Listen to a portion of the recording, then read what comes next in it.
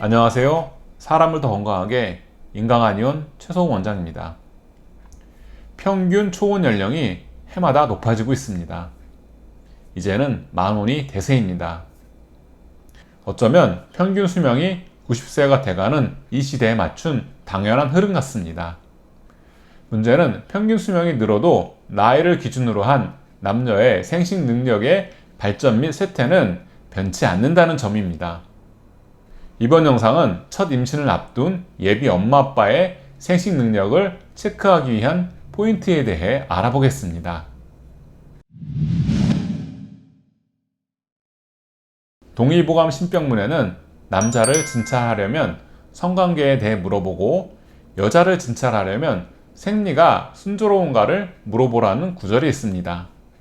즉 남성은 성관계를 할 때 문제가 없어야 건강한 것이고 여성은 생리가 정상적으로 잘 진행되어야 건강하다는 뜻입니다. 부의문에서는 구체적으로 자식을 낳는 일은 먼저 생리가 순조로워야 한다. 부인이 자식이 없는 것을 보면 생리가 미리 있거나 혹은 나중에 있으며 많거나 혹은 적으며 생리가 시작되려 할 때 통증이 있거나 혹은 시작된 후에 통증이 있으며 빛깔은 자색이거나 혹은 검고 묽거나 혹은 엉켜서 고르지 않으니 생리가 이렇듯 고르지 않으면 혈기가 정상에서 어긋나는 것이므로 잉태하지 못한다.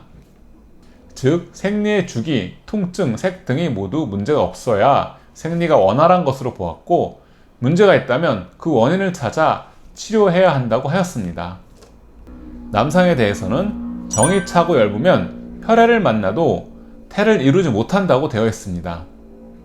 즉 정자의 숫자가 부족하고 활동성이 떨어지면 자궁까지 도달하지 못해 잉태를 못한다는 점에 대해 말하고 있는 것입니다. 종합해보면 임신 준비의 첫걸음으로 예비 엄마는 생리가 순조로워야 하고 예비 아빠는 성관계 시에 문제가 없고 정자의 숫자와 활동성이 정상이어야 합니다. 임신 준비를 위해 내원하시는 분 중에 고령이다 보니 시험관 시술까지 염두에 두고 계시는 분들도 있습니다. 그런데 상담을 하면서 생리에 대해 문진을 하다 보면 이 첫걸음에서 막히는 경우도 많습니다.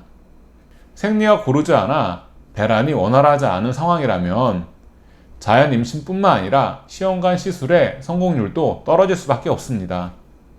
임신이 성공적으로 이루어지려면 수정, 착상, 유지의 단계가 문제없이 쭉 진행되어야 하고 매 단계마다 필요한 호르몬의 분비가 원활해야 하는데 생리가 불순하다는 의미는 뇌하 수체와 시상하부, 자궁과 난소를 잇는 호르몬 분비축이 잘 작동하고 있지 않다는 반증이기 때문입니다.